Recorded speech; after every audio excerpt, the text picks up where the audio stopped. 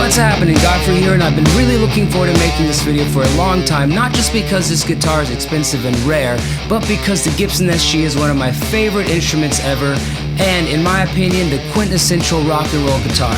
So without further delay, I give to you this mid-60s cherry red SG Special, the Tony Iommi Monkey. This is no mere special edition. This guitar is a full-on replica, a clone complete with every forensically mapped scratch, ding and hole created by years of use and hardware upgrading.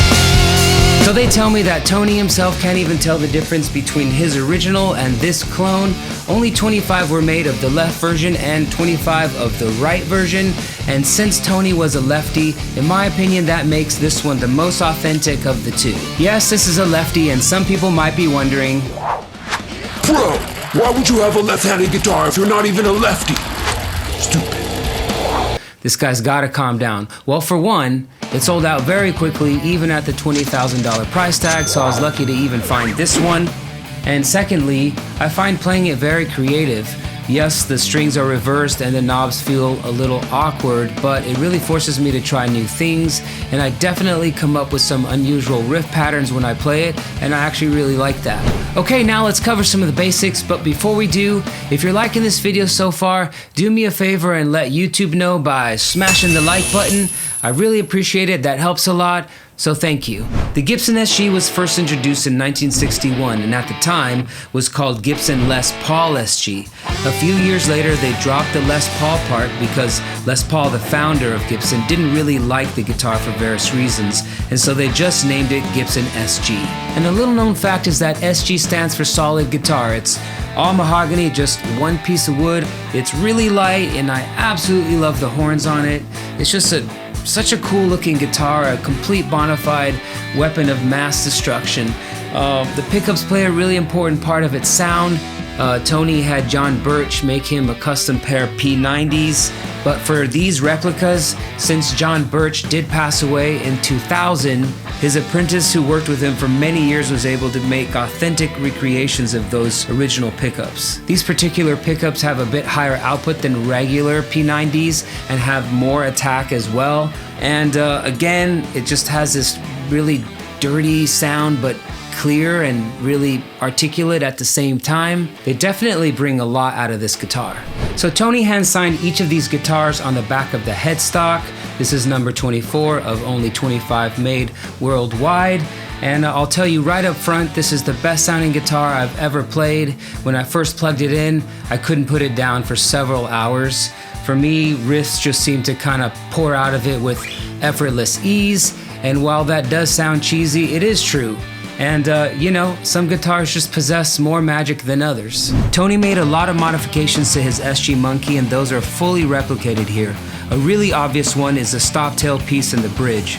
Tony needed a bridge that would be better equipped to handle the light string gauges he needed, so he installed a wraparound one-piece bridge. These two holes were where the original tailpiece once lived. The tuning pegs also got swapped out, so these holes here are the ones left behind by that modification. There's a lot of battle damage on this guitar, several sections where it's just raw and the finish is completely worn away. Tony etched his name on the back plate, and that was also carefully recreated as well. Very, very cool indeed. An artist was commissioned to meticulously recreate the cartoon monkey sticker from the original guitar, which is where the guitar got its name. The sticker has been aged and reliced really well. It really does look 50 or 60 years old. An interesting bit of history is that when Tony was 17 years old, he lost 2 fingertips on his right hand on an accident at a metal sheet factory. Obviously, this could have been a real setback for him, but he didn't let it. He homemade some false fingertips initially out of thimbles and some leather and kept playing.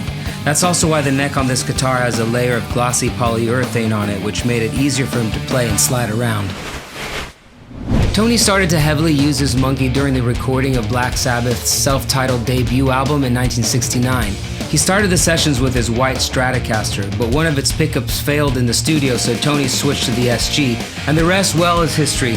This particular SG is the OG that's credited to have started metal music, and Tony Iommi, of course, had a little something to do with that as well. So now we'll head on over back here, we'll check out some tones and mess around a little bit, and smash the like button for the YouTube algorithm.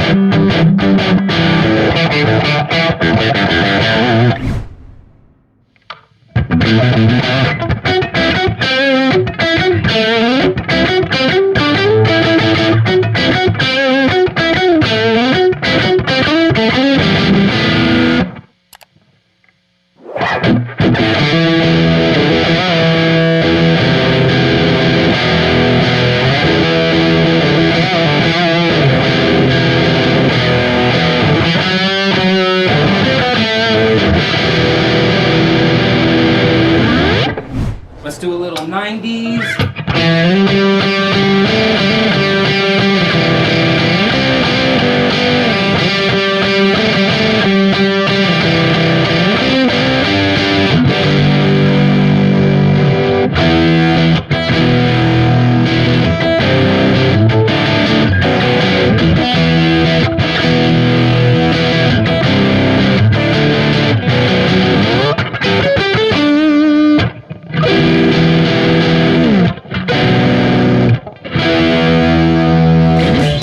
Well, that was a lot of fun for me, and I hope you enjoyed it as well. If you did, don't forget to like and subscribe and all that good stuff. I've got a lot more videos coming out real soon, so I'll see you back here in just a little bit.